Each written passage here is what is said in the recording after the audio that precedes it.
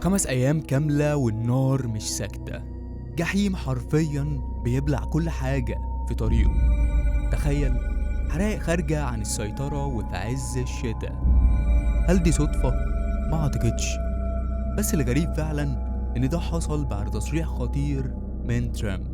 هسمعك جزء منه دلوقتي. If they're not back by the time I get into office, all hell will break out in the Middle East. وبعدها فجأة الدنيا اتقلبت.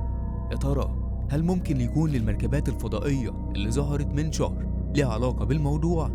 هنعرف مع بعض دلوقتي. في ولاية كاليفورنيا وبالتحديد في مدينة لوس أنجلوس اللي الناس كتير بتسميها مدينة الأحلام أو مدينة الملايكة، لكن الحلم اتحول لكابوس. لوس أنجلوس أيقونة هوليوود دلوقتي بقت مدينة الأشباح. طبعا انت عايز تعرف دلوقتي ليه المدينة دي مهمة قوي. أول حاجة لازم تعرفها إنها عاصمة السينما العالمية اللي عايش فيها أغنى ممثلين ومخرجين في العالم.